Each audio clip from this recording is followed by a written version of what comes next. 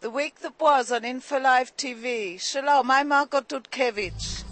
The Air Force conducted numerous air sorties over Gaza, targeting command centers, operation headquarters, and weapon store facilities in Gaza linked to Hamas and Islamic Jihad. Dozens of Palestinian terror suspects were killed, as well as a number of civilians in the strikes. Israeli government officials warned Hamas leaders that no one is immune to Israeli attacks. On Tuesday night, IDF ground forces launched a brief foray into northern Gaza to clear the area of Kassam rocket crew launchers.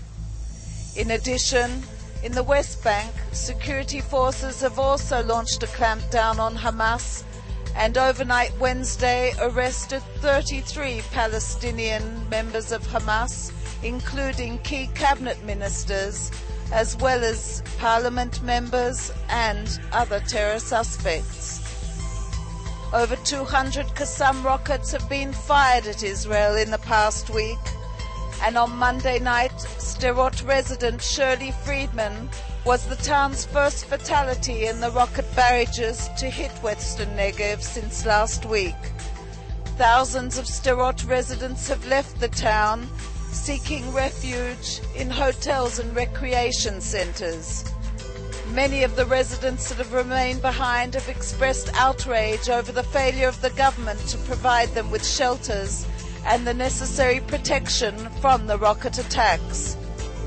During a visit to the town, Prime Minister Ehud Olmert told residents that there is no magic solution to halting the rocket attacks once and for all.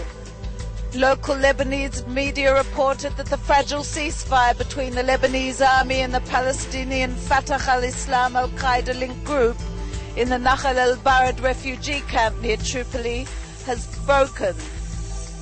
In 4 days of clashes between soldiers and the armed gunmen, scores have been killed, over 30 soldiers, and according to some reports, up to 60 gunmen. There are also reports that other al-Qaeda-linked factions have arrived in the area to boost up the presence in the refugee camp. Foreign experts noted that the Lebanese government, paralyzed since December when the Shiite cabinet ministers resigned and opposition leaders attempted to topple the government, created the climate that allowed the al-Qaeda-linked groups to step in. It took only hours for US Ambassador to Israel, Richard Jones, to retract his statements referring to spy Jonathan Pollard. At a conference at the Bar-Ilan University in Tel Aviv on US-Israel relations, Jones declared that the US had treated Pollard with leniency by confining him to prison rather than executing him.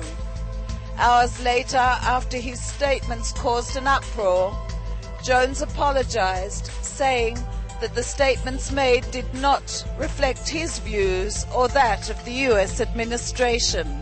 Thousands of Israelis celebrated the Shavuot holiday, taking advantage of the good weather to go on hikes, picnics, or just soak up the sun. Many participated in harvest festivals in the kibbutzim, who proudly exhibited their produce. Others tucked into cheesecake and sampled a variety of cheeses made by local dairies. Some danced folk dances and joined in the singing. Shavuot marks the receiving of the Torah on Mount Sinai by the children of Israel. And that's all on the week that was for Info Live TV. We hope you have enjoyed our program and we wish you shalom from Jerusalem.